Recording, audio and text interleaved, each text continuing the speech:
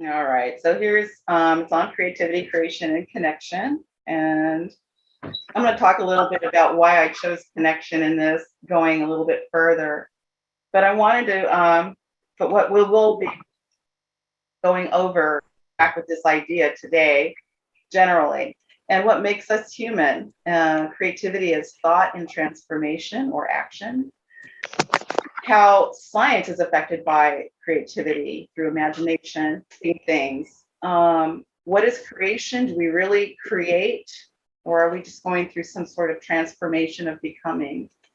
The creative and connecting forces of Kriya Shakti, Kamadeva, Bohat, the creative deity, and Brahma, the great, its relation to the great breath, and ultimately, what is our responsibility? I have an article from Raghavan Iyer that I'm going to be citing from. So first of all, if I just pull up a Wikipedia right away and ask it, it basically says creativity is a phenomenon whereby something new and valuable is formed. The created item may be intangible, such as an idea, a scientific theory, a musical composition, or a joke, or a physical object, such as an invention, a printed literary work, or painting. The scholarly interest in creativity is found in a number of disciplines, primarily psychology, business studies, and cognitive science. I just sort of thought this was a pretty sterile definition, pretty superficial. And also, I wasn't too sure if it really applied to things that were new, because oftentimes things that are new to us are not necessarily really new. They may even be new to a whole society, but not necessarily new ideas. And we know this because there are certain hermetic ideas that have that surfaced through the ages that we might tap into now, and they're new to us, but they're really not new. And also, not everything is valuable. If we want to, what's valuable to me may not be valuable to someone else. So that can get subjective too. So when we think about creativity, one of the things that came to my head was, well, what do we do that most animals do not do? And what humans can do through the act of self-consciousness is direct energy. We have imagination. We can make assessments. We can decide things. And once we decide something, we can concentrate on a certain result. Animals also cannot think about thought itself. And that's pretty important because as we evolve as human beings, we're not just trying to understand the world around us, but we're trying to understand how our thoughts are connected with the world, and how our being and our thoughts are connected with the world around us. And I'm not saying that animals don't experience, that aren't really, really intelligent. They are. It's just there's certain limitations that they have that humans don't. And there may be certain things that animals can do that humans can't. And so when we talk about creativity with the human being, think about the emotions, the types of behaviors, the attitudes, the perceptions that we experience as human beings that perhaps animals can't. Now, even if an animal does seem to experience love, they're not experiencing it exactly the same way we are, because they're still in that Buddhistic kind of dharmic state. So, but we're able to not only sense these things, but we can talk about them, we can assess them, we can measure them. And that's kind of one reason why that the human being, above all other animals, can really move thought.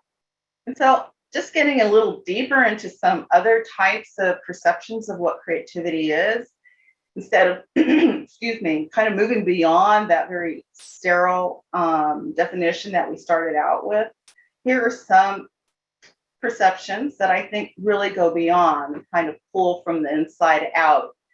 And would anybody like to read one or two? Maybe a favorite in here? I like the Maya Angelou one. Can I read that one? Yeah, Go for it. So Maya Angelou, she says, you can't use up creativity. The more you use, the more you have.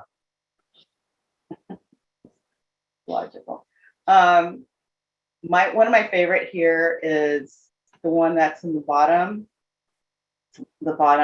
far right. I want to lose myself in the music, give my soul to art, forget that I have a name, and become the kind of beautiful that is only found in the heart.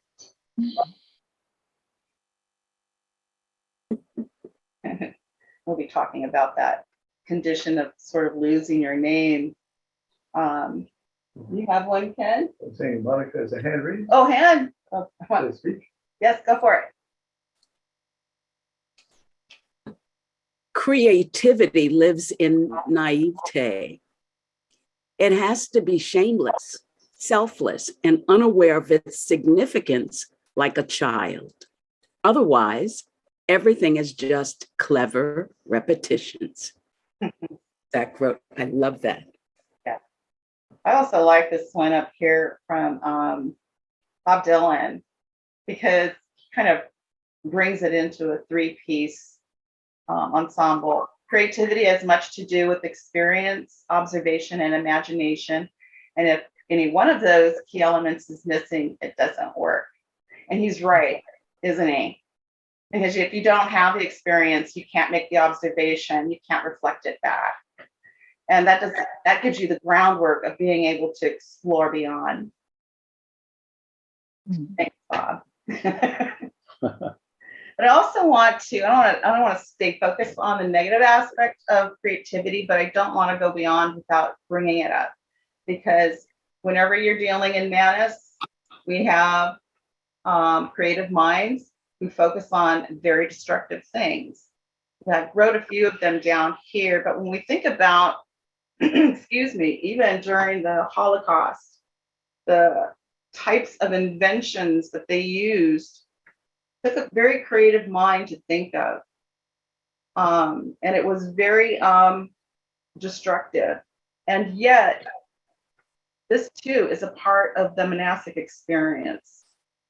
And if you don't think it's part of a monastic experience, a mind experience, then every time, even if we have a repulsive response to something, the fact that we can respond at all tells us it's within the repertoire of Manus. Otherwise, we wouldn't be able to respond to it at all. We wouldn't have a reference to it. So it's just a warning that this is a double-edged sword, creativity. It can go either way. But in its highest aspect, in its spiritual aspect, it is eternal. Here are some definitions that I think come a little bit closer to how I sense creativity. It's a transformation of thought. Creativity is the greatest rebellion in existence, and I totally agree with this, because without it, we're stagnant. To exist is to change is to mature is to create oneself endlessly. Creativity is the power to reject the past, to change the status quo, and to seek new potential. Simply put, aside from using one's imagination. Perhaps more importantly, creativity is the power to act. And that's absolutely right. We'll be talking about that a little bit with Kriya Shakti. My favorite of all of them, where it says creativity is the power to connect the seemingly unconnected, my favorite is Steve Jobs, believe it or not. He states it the most simply. Creativity is just connecting things. And I love this statement because that is what we do as human beings. We connect ideas to ideas. We connect concepts to concepts, physical things to other physical things. And so I wrote just sort of another definition: the ability to intelligently and intuitively connect things and concepts, interpret their relationship, and direct and manifest transformations of thought. Maybe it's a little long, but I was trying to incorporate all these other ideas into a single thought. So what we're doing with creativity in the objective thinker, self-conscious thinker, is that it's a transformation of thought in motion through observation, reflection, interpretation, and imagination. It's about making connections. And we use these as resources to do that.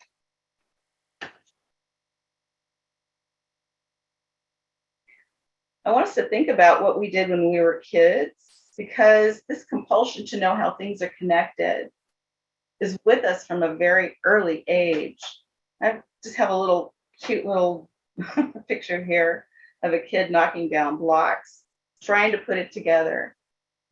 But even at a very early age, humans break things down into their parts in order to understand how they're put together and interrelate. We're programmed to do that, to solve the mystery.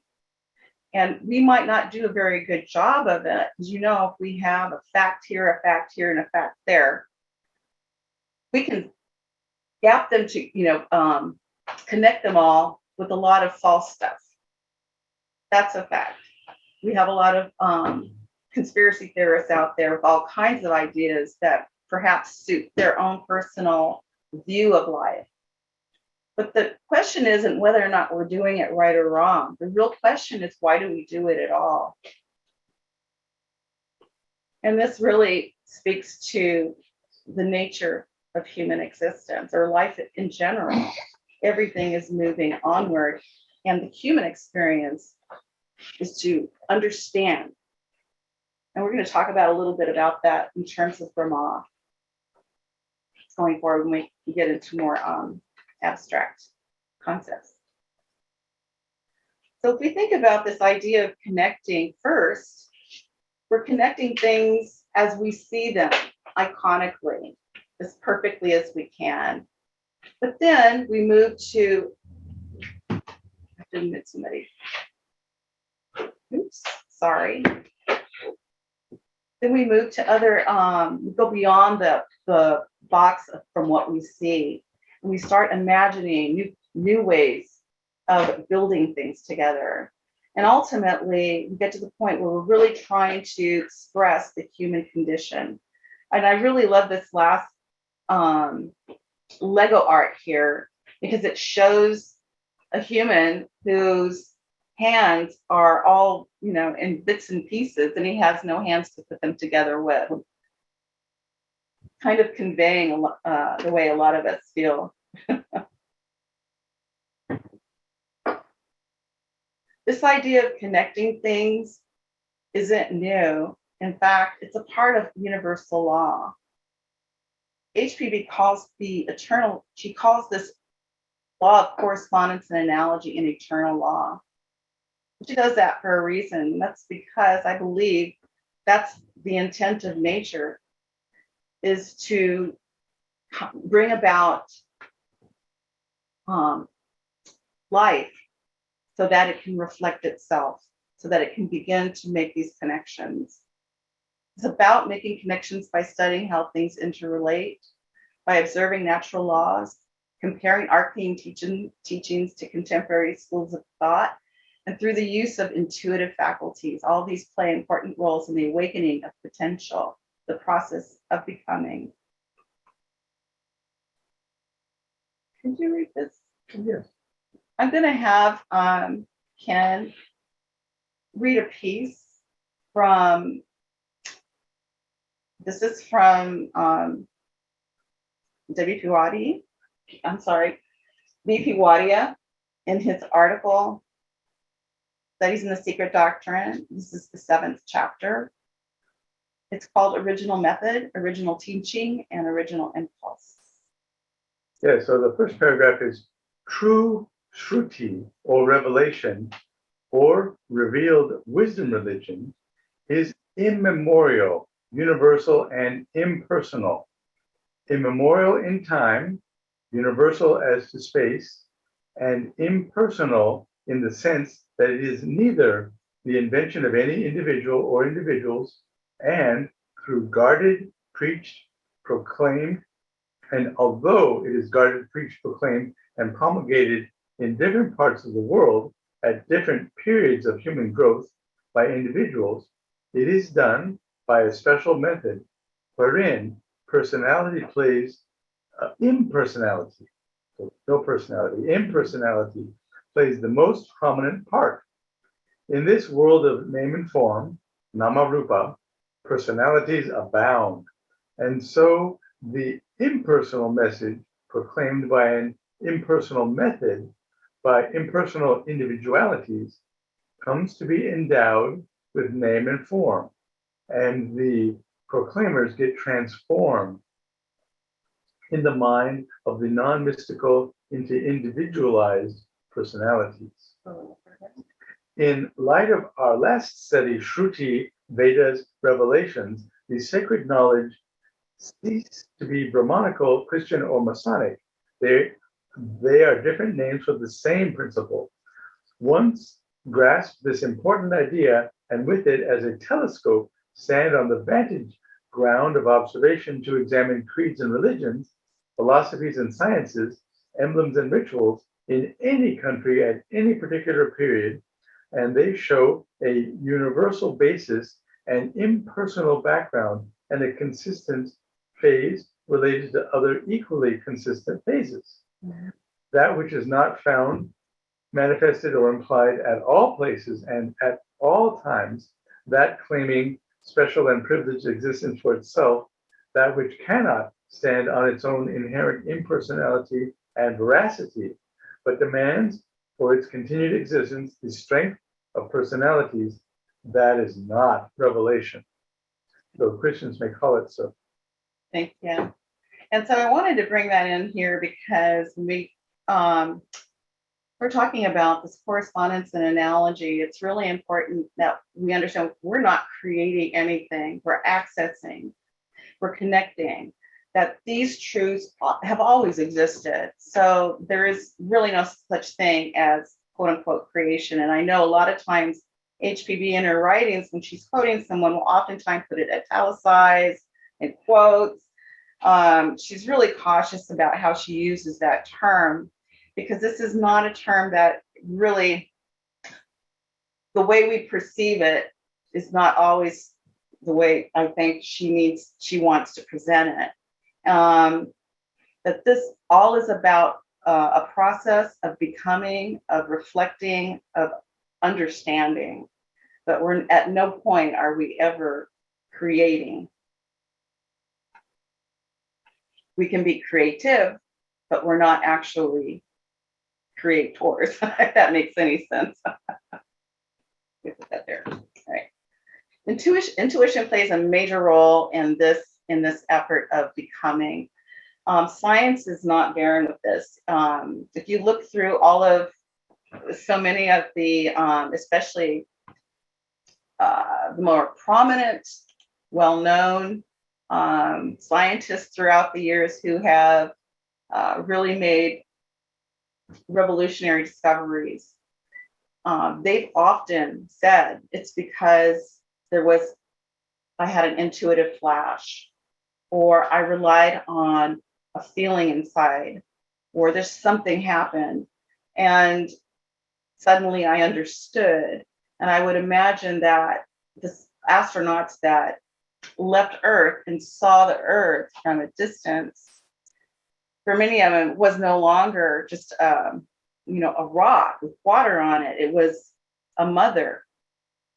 And many of them expressed that. They felt that interconnection. Well, this is what it's about. It's reflecting back what I believe nature intended. Here we have Albert Einstein. The intuitive mind is a sacred gift, and the rational mind is a faithful servant. We have created a society, however, that honors the servant and has forgotten the gift. Okay, so I just kind of wrote a summary here. We tend to look back on major discoveries and consider revolutionary scientists as being pure materialists or even atheists with high intellect. However, biographical studies of our highly esteemed scientists show that their most revolutionary scientific discoveries were the result of inspired intuitions and not merely a series of linear thoughts leading to logical conclusions. Many of these high thinkers were religious devotees, alchemists, and mystics, whose ideas were often dismissed or held in ridicule by their institutions and contemporaries. However, their theories and observations have led to paradigm shifts in conventional thought. Those whose sincere efforts in search of truth, for the sake of truth itself, apply not only logic to their studies, but seize on visions, symbols, dreams, and flashes of insight and hidden memory, is at this natural confluence of logic and intuitional insight that the quester can begin to perceive, or rather experience, universal connectivity.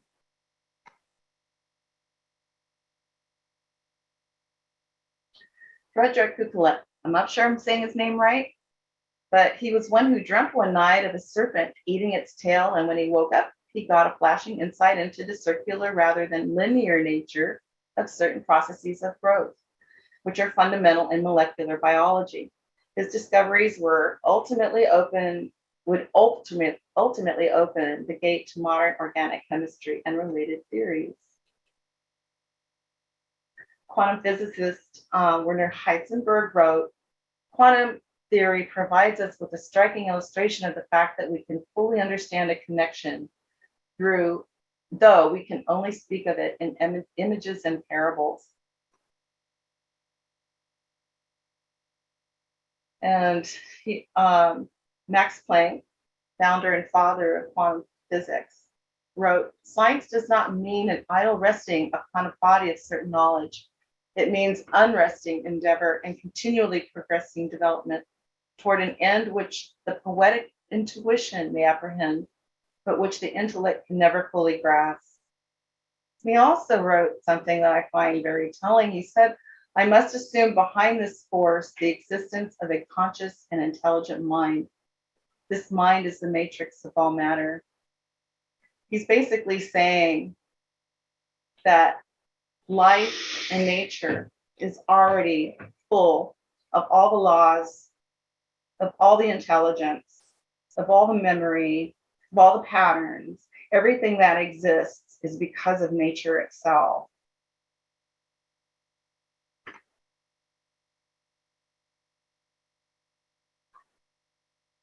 So Kurt Gödel is who passed away in 1978, was a logician and mathematician, but he wrote a couple of really interesting things that I think that really pertains to I was just talking about with Max Planck. Excuse me. He said, "I am convinced of the afterlife, independent of theology. If the world is rationally constructed, there must be an afterlife." And he also wrote this: "The formation and geological time of the human body by the laws of physics or any other laws of similar nature, starting from a random distribution of elementary particles in the field, is as unlikely as a separation of the atmosphere into its components. The complexity of the living things has to be present within the material from which they are derived, or in the laws governing their formation." And he is basically saying that information is already there. This is where it comes from. We don't invent it. It doesn't just come into view the minute we discover it. It's always been there. We don't create, we become. And here's just a real brief list of some other major names in science throughout history who have depended on the intuition to help guide their discoveries, or to guide their art, or to guide them in whatever zone they were practicing. Because, and I think Aristotle puts it quite plainly, intuition is the source of scientific knowledge, not the other way around.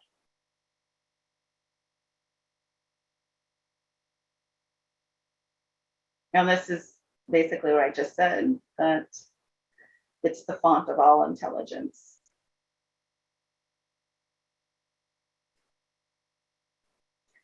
And so here's a quote from the SD, from HPV. And I was wondering if either Shofa or maybe, would anybody like to read this? Yeah, sure. I can do that. Thank you. Do we actually create, and what does the term signify? Everything that is, was, and will be eternally is. Even the countless forms which are finite and perishable only in their objective, not in their ideal form. They existed as ideas in the eternity, and when they pass away, will exist as reflections. Neither the form of man nor that of any animal, plant, or stone has ever been created. And it is only on this plane of ours that it commenced becoming, that is, objectivizing into its present materiality, or expanding from within outwards from the most sublimated and supersensuous essence into its grossest appearance.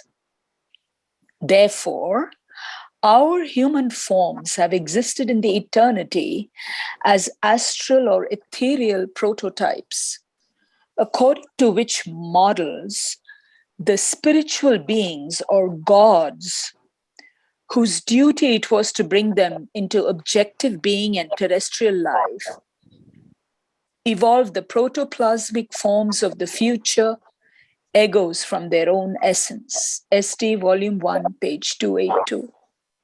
Thank you, Shobha. Again, we don't create. I have a little diagram here. This is so funny because there's this show on Netflix called Infinity. All these scientists now are trying to get together to figure out what is infinity. Does it exist? You know, we have the new web technology out there in the universe that is picking up galaxy after cluster galaxies, and it's just amazing. And it's making people wonder, well, what is infinity? And it's really hard for some of these scientists to get around this idea of a linear evolution. But it doesn't work, because even if you're vastly tied to the idea of a big bang and you think that everything happened down here at point one, then how does it know what to do? How does that energy know what to do, where to go, how to form, how to build, how to design? Where does that come from? If there wasn't already all that information tied up in it, it wouldn't be able to do anything. I don't even think there could be a bang, quite frankly. So instead of, and also energy cannot be created or destroyed, and we know this, and it was a perplexing problem for Stephen Hawking, because he was perplexed over the black holes. But he also said, in referencing the event horizon, he asked, where is the information going? I think that's really significant. Where is the information going? He has to admit that within that energy is information, memory, a record of something. Where is it going? And so it really lends itself to this idea of a circular evolution, because you don't have to have a linear, one point of beginning, just multiple points of beginning, an endless transition from one point to another. So in this case, let's just say the point was here. Well, there are countless spirals integrating with this spiral in multiple dimensions.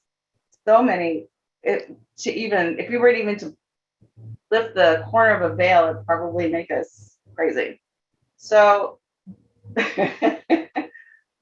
here's the nice thing about this system is that if you're here, you can access information from all these points, depending on your ability to reach them. And they're also within this central piece here. And all of this is potential, all of it.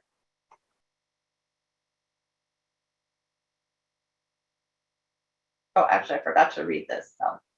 So what do we mean when we use the term create? It is demonstrated not simply by change itself, but by the monastic thinker to recognize change, connect ideas, and awaken, excuse me, awaken his own concealed potential through the creative power of Kriya Shakti. This is the act of becoming, or the action of becoming. We'll talk about Kriya Shakti just a little bit. The power of thought, one of the 7 forces of nature, creative potency of the siddhi, of the full yogis. The word is derived from 2 Sanskrit words, Kriya, meaning action, and Shakti, power, and is the externalization of an idea or thought when one's attention and will are sufficiently concentrated, like the lightning conductor, which leads the electric fluid. The faculty of Kriya Shakti conducts the creative quiescence and gives it direction.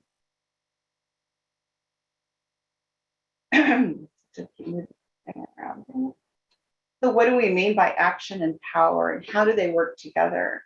So whereas action is motion, power is the ability to direct that motion.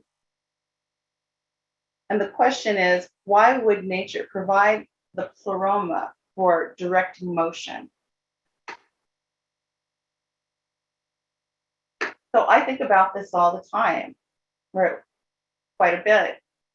Why would nature in its ultimate wisdom take something that's already perfect and distribute it in energy packets into an environment that isn't perfect?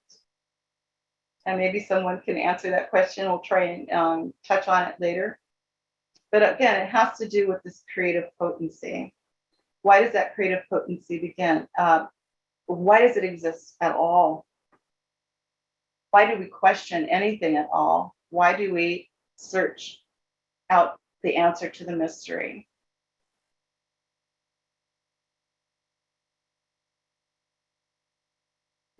You have to excuse me, I'm using equipment I'm not really used to here.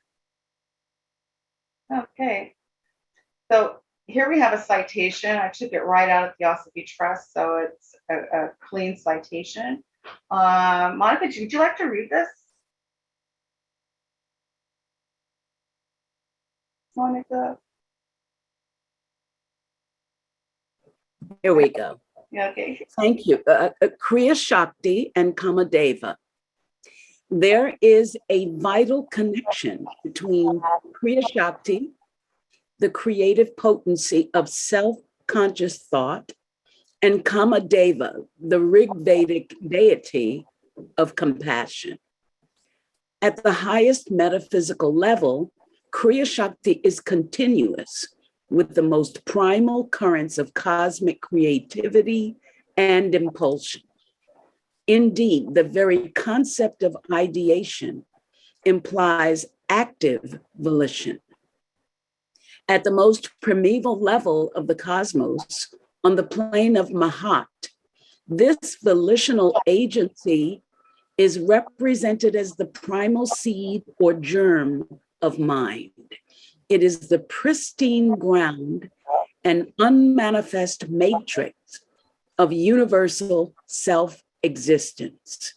As the causeless germ in the root, it is Atma Bu Aja, self-existent and unborn. It is the unmanifest logoic heart of the cosmos to be, the ineffable self-conscious source, which radiates through every dimension of space, and the transcendental reflection of the unknowable absolute. It is the multi-dimensional life of humanity as a whole, that the deepest mysteries are to be discerned regarding the logoic processes of creation, continuity, and change. Thank you, Monica. I love this idea of the logoic heart. And later we learn that Brahma has this logoic heart, almost like a impulse, an electrical impulse, causing Brahma to expand. Hold on just one moment. I'm going to go to.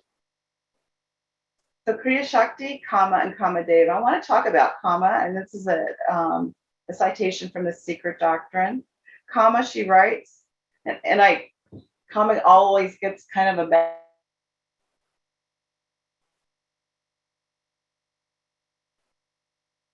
I think you found.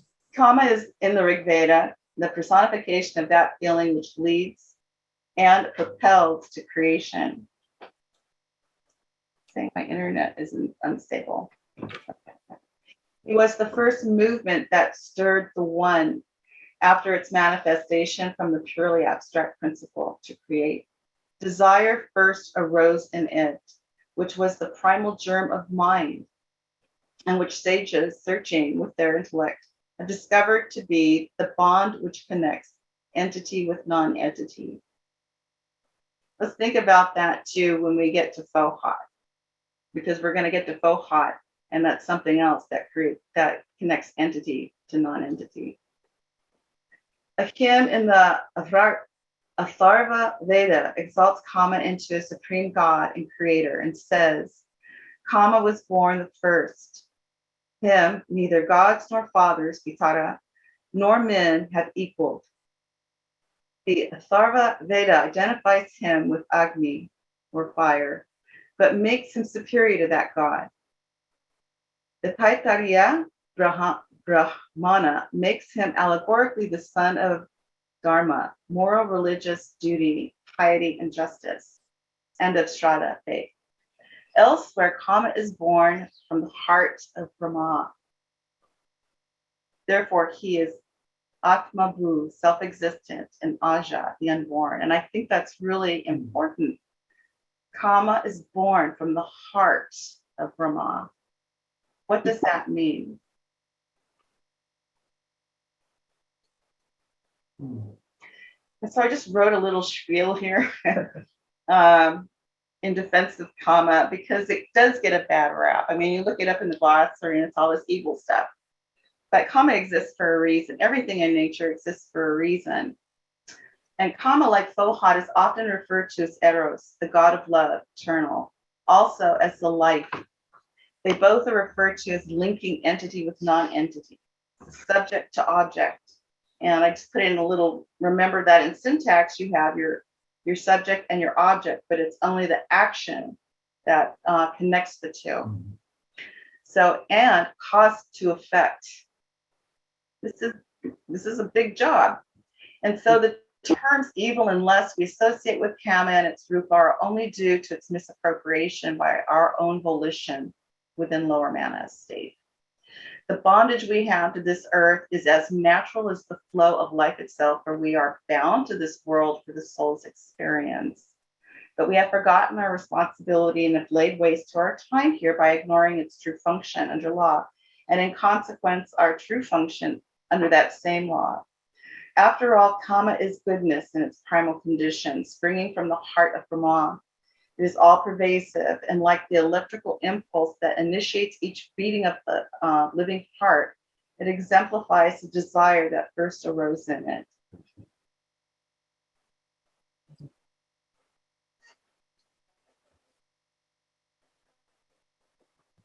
So there's a HPB and the SD, a special recognition to this citation from Eugene Burnoff. This is in reference to Brahma. She says, if I can find the beginning of where she started here. I'll just start at the beginning. In esoteric philosophy, the Demiurge or Logos, regarded as the creator, is simply an abstract term, an idea like army, as the latter is the all-embracing term for a body of active forces or working units or soldiers. So it is the Demiurge, the qualitative compound of a multitude of creators or builders. Burnock, the great Orientalist, has seized on the idea perfectly when saying that Brahma does not create the earth any more than the rest of the universe. And this is really, I think, is a really special phrase right here. Having evolved himself from the soul of the world, once separated from the first cause, he evaporates with and emanates all nature out of himself. He does not stand above it, but is mixed up in it. Brahma and the universe form one being, each particle of which is in its essence Brahma himself, who proceeded out of himself. So we are Brahma. We are that. If every particle is, then we definitely are. We are that Brahma. So now I ask, what is that Brahma doing that it needs to get into these reflective forms?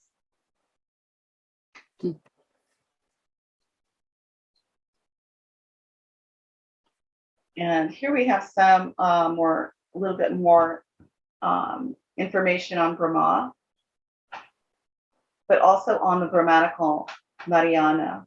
I'm not going to read the whole thing here, but it does deal with the male and female potency and the act of Venus and becoming.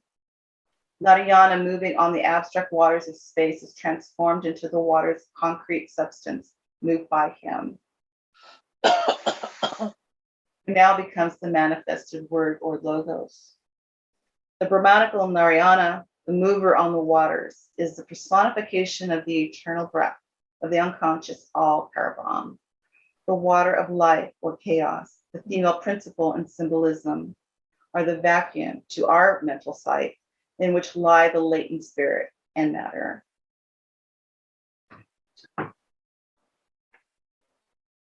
Let's see if there's anything.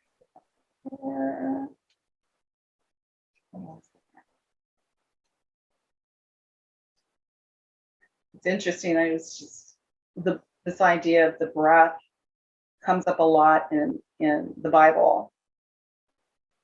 Here in Job, they write, "The Spirit of God has made me, and the breath of the Almighty gives me life." And when I think of the breath, even when I'm reading biblical phrases, it's like this is the Brahma that's coming forward, and it's basically changing itself to know itself. It's almost like I feel like it's just trying to, without explaining what it is or what it is trying to know, it's like there's this compulsion in the universe to know, of breathing out. And that must be one heck of a compulsion. Would someone like to read the Vishnu Purana citation here on Vishnu Narayana? Okay. Oh, I think. Oh, you got somebody? Okay. You caught a fish? Where is it? That's Okay. me. Oh, I could read it. Okay. From the Vishnu Purana.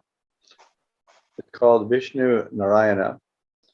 You are everything: earth, water, air, fire, air, and space, the subtle world, the nature of all, pradhana, and the person stands forever aloof.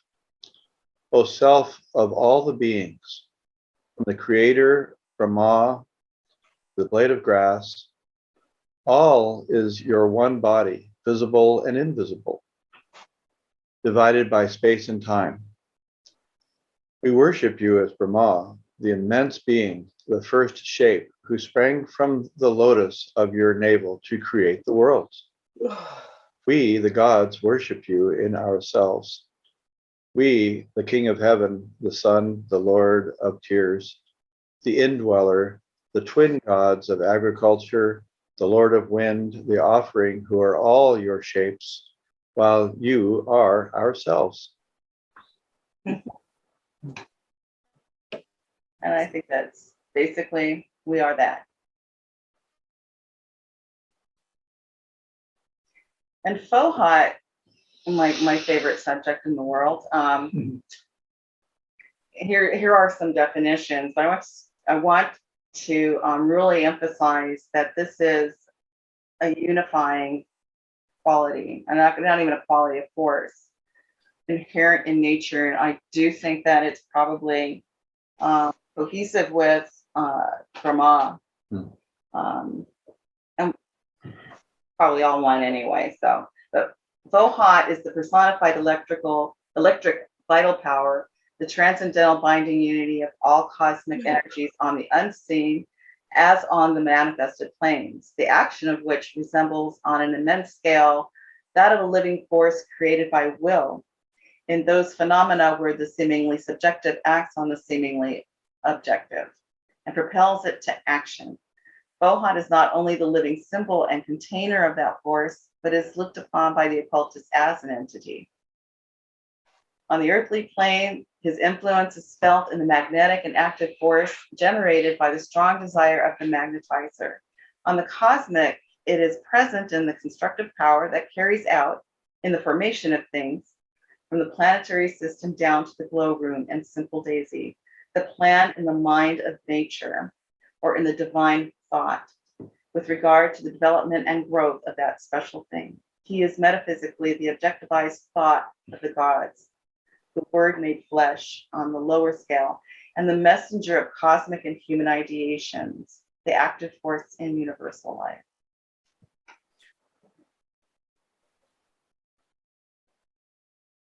And interestingly enough, I like this one because it really almost gives an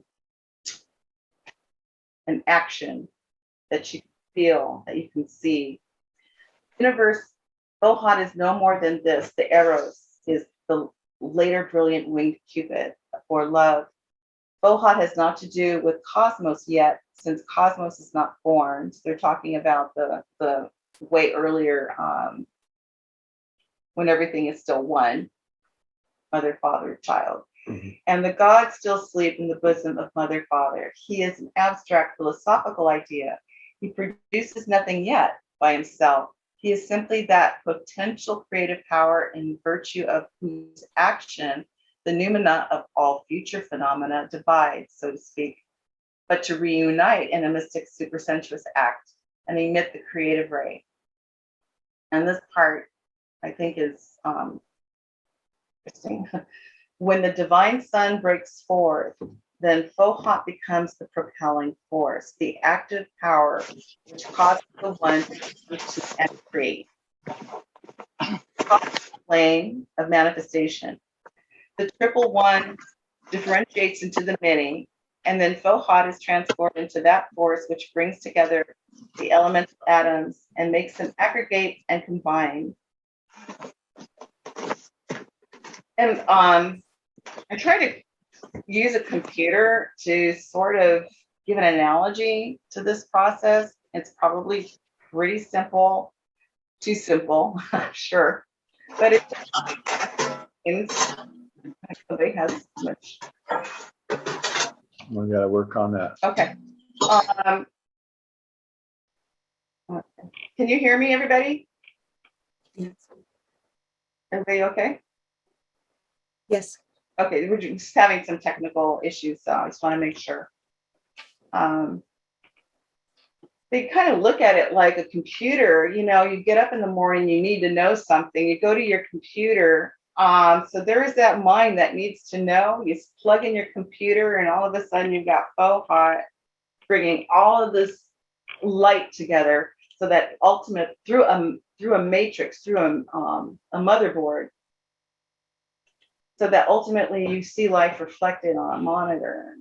I tend to think that even the idea of internet and a computer will probably, revelation in a sense, of the ways science receives revelation, just intuitively, because it seems to have all the qualifications that if I were to build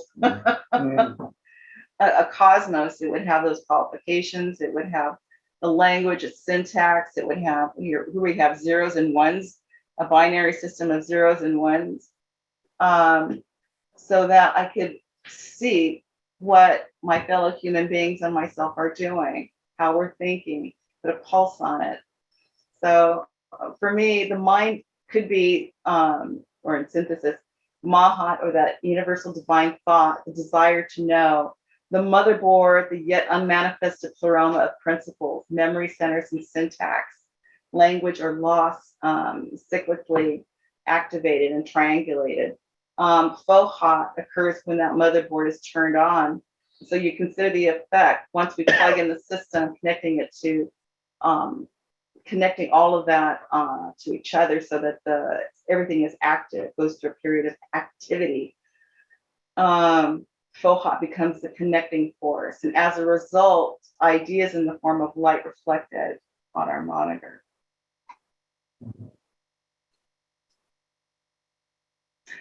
I think one of the most important things that we connect is the heart to the mind, or the mind to the heart, rather. Here from Shankar, the temporal heart resonates at whispers from a truth overarching of whose countenance timeless intellect yearns vainly to fathom. The heart is a center, this is from the glossary, the heart as the center of spiritual consciousness, the head as the center of mental consciousness, and the navel as the center of kamic or emotional consciousness. The heart is the organ through which the higher ego acts, seeking to impress the lower self, which works through the brain. In this sense, the heart is the most important part of the body, and when developed, leads to spiritual mastery, the unity of Atma Buddhi Manas.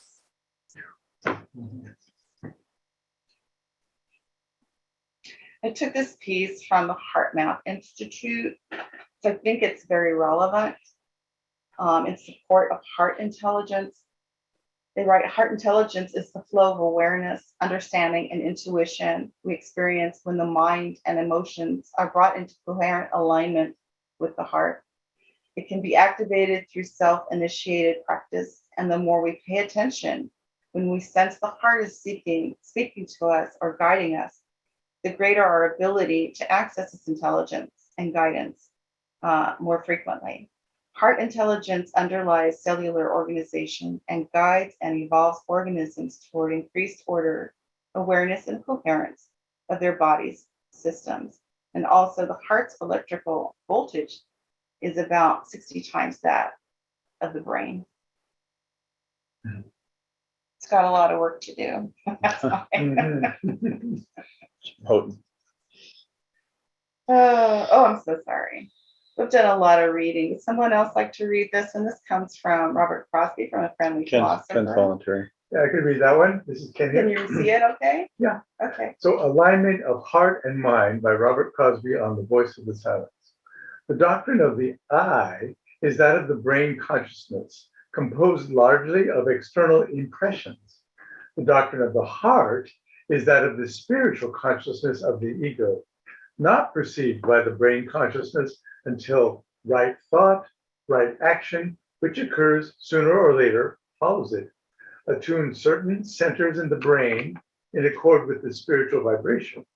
It might be well to read the voice over and meditate on its sayings. You have had much of the intellectuals, you've had much of the spiritual vibration. No, you've had much of the intellectual side. There should be as much of the devotional.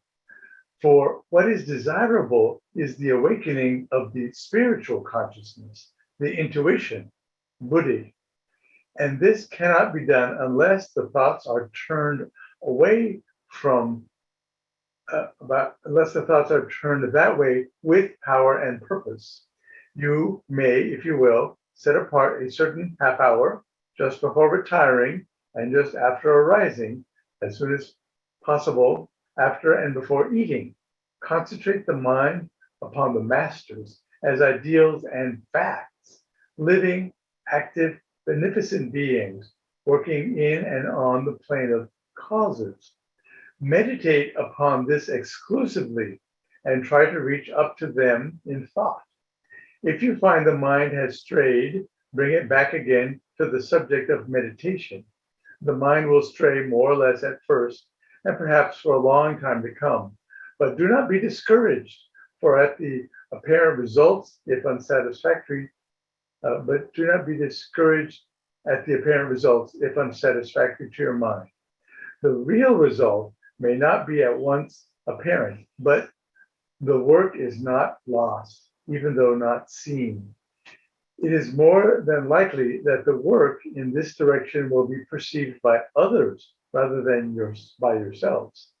Never mind the past, for you are at the entrance of a new world to you as persons. You have set your feet on the path that leads to real knowledge. And this is from Robert Crosby's book, The Friendly Philosopher, page 13 and 14. And I just wanted to bring that up because it speaks to Kriya Shakti in the terms of the focusing of ideas, not just for a specific result, but actually to broaden one's perspective of life and its connectivity to all. This is like Wadia was saying, this is about universal thought. This is about impersonal thought. And so whatever we do through this practice of focusing Kriya Shakti should never be, I don't know how to quite say it, but it's almost like the act and the actor become one. Like the artist or the musician who becomes so enwrapped in this trying to pull whatever's inside out, they forget they even have a name. This is I want to say this is Kriya Shakti, but it's also a focusing, a laser focusing of Brahma, because we are that. And this is all a part of the becoming process. It's not the creative process. And I also want to bring in our responsibility in this process, hit on it a little bit. This was from Raghavan Iyer, and he wrote it back in 1977. He writes, the mystery of individuality lies in the privilege and the possibility of making one's own connections within what otherwise would be a vast, fragmented chaos of events. One could make these connections simply by habit, in terms of one's first thoughts, or in terms of the reactions of the world and the opinions of others. Or one could make them self-consciously from the standpoint of the whole. This, of course, is very difficult to experience immediately, but every human being can begin to grow in this direction. A person who is able to imagine what it would have been like to stand at a distance from the fetus that became the baby boy or girl can also imagine being at a distance from the corpse, which is being discarded. He or she can also see that there is a thread that links these moments, and that the succession is no more arbitrary than the pattern of a necklace when seen from the standpoint of the whole. Further on, he writes, creative imagination is not an abstract, immaterial force, but the most rarefied and subtle form of material energy that exists. It can be tapped by concentration, by repeated and regular attempts at concentration upon this conception of the one, negating the false sense of the self. One builds and gives coherence to one's subtler vehicles, shaping what is now chaotic matter and forming a temple, a worthy vesture for a self-conscious being, aware of the divinity of all beings and capable of maintaining that awareness through waking, dreaming, and deep sleep. Having entered into the void, having entered into the light beyond these states of consciousness, the awakened soul remains in it by choice, while giving the impetus to other human beings to make the same attempt. Suffering and ignorance are collective. Enlightenment and spiritual creativity are universal.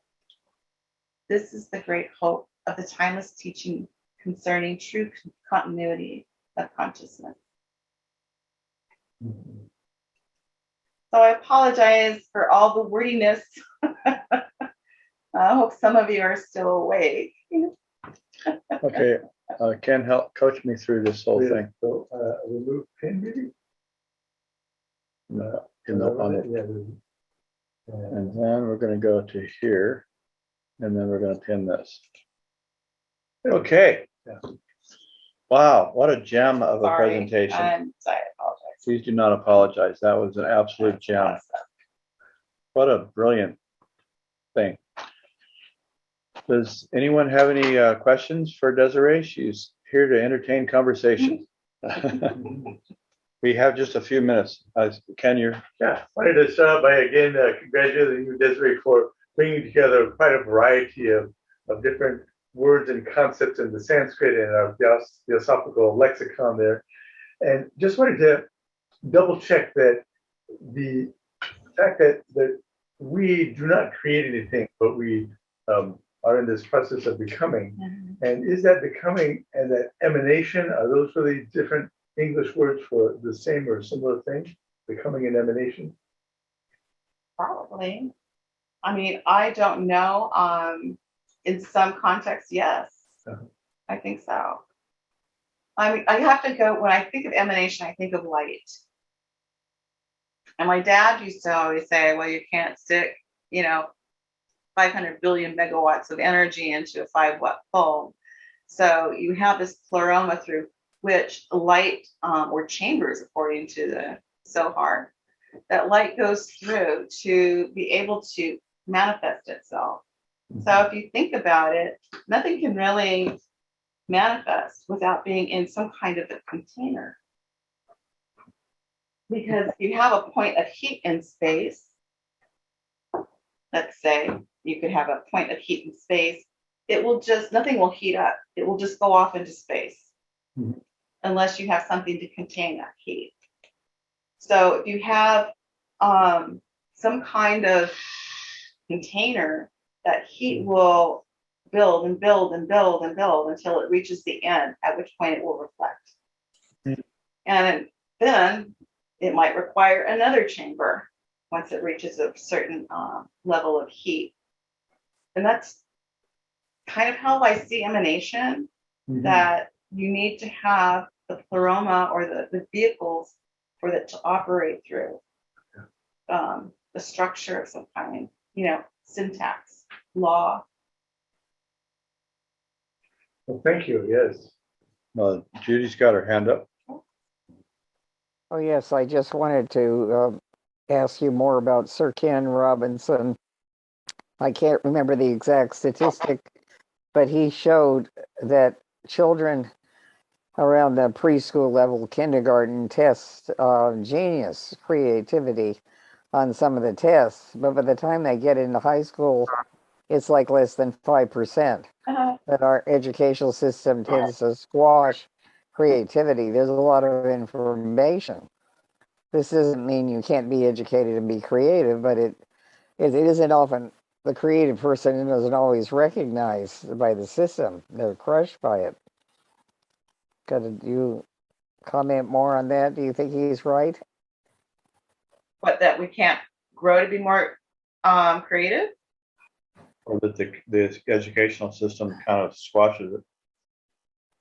Well, I think our educational system is more about counting heads. So rather than, quality education. So, I come from education, and I really don't like it.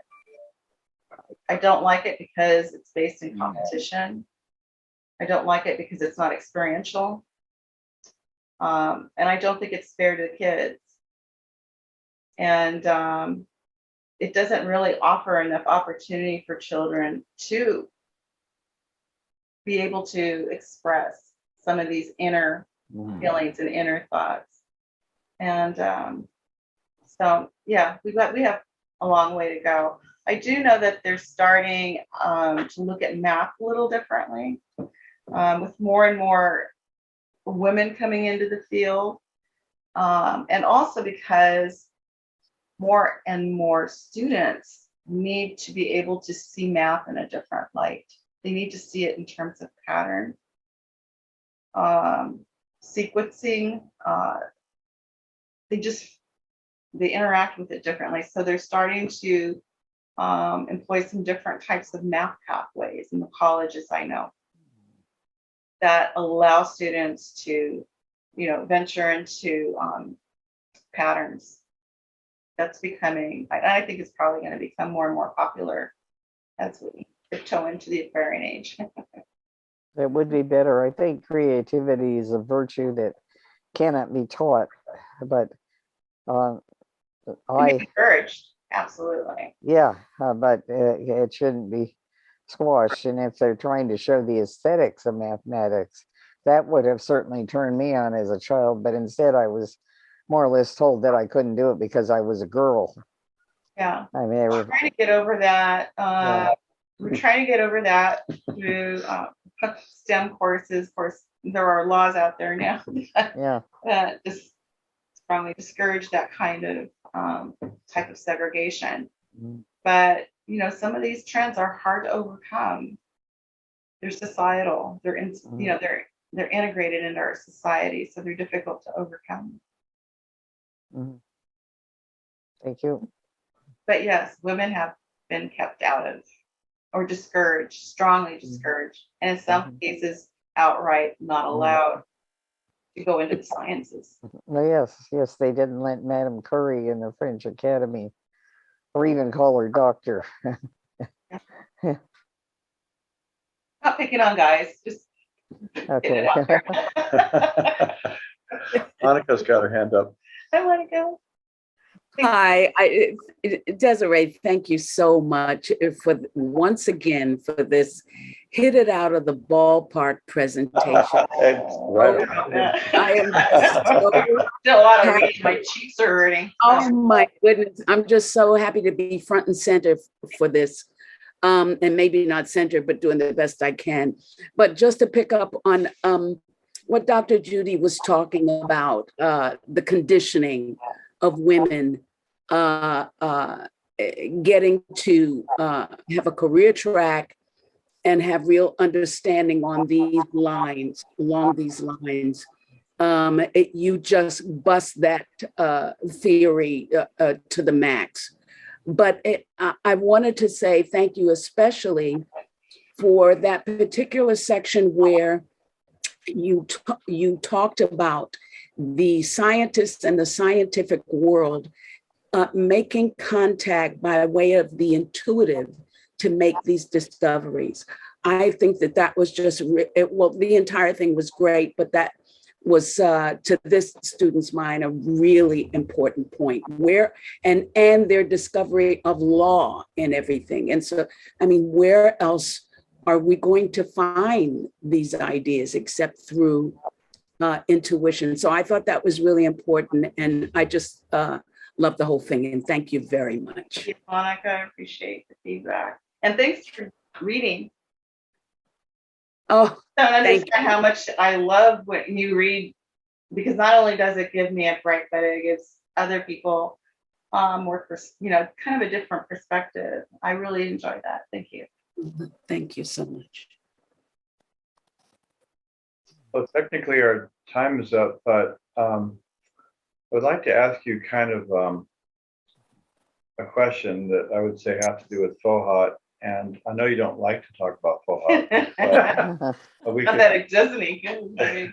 anyway, but okay, this is Good my try. question. I kind of got the impression from studying the idea of FOHOT and from your presentation that FOHOT is the connectivity between, and the reason it connects, some people like to call it the glue, but the reason it connects is because it's connecting things that are not disconnected, that are not separate.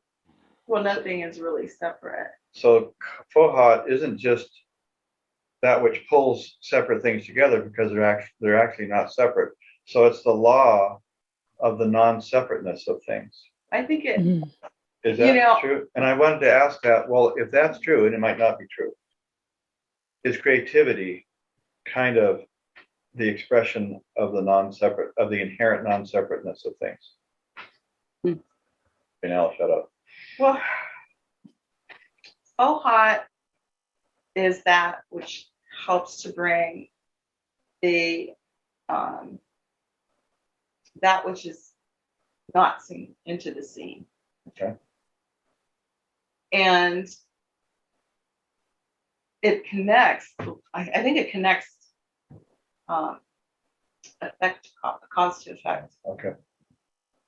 I can't prove it, but I think it does connect cause to effect. But the effect and the cause may not be separate like we think they are. Right. Well, right. yeah, That's why Fohat can do that. Maybe. well, I relate to it in the same way, kind of like when we plug in the will, because divine mind, that desire arose in it to do something, and it's Brahma, that compulsion to know, plugs it into the system Well, and energizes the motherboard. yep, I knew that was coming up. Because the motherboard already has all of the syntax in it, has all the rules, has all the laws, has all the pleroma, the vessel, the triangulated system. It's already there. We have to plug it in. And that's the difference between the 0 and the 1. The 0 is asleep or not plugged in. Mhm. Plug it in, what's that? But it's the divine mind that has to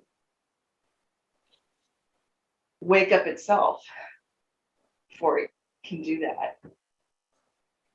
That desire has to rise up in it.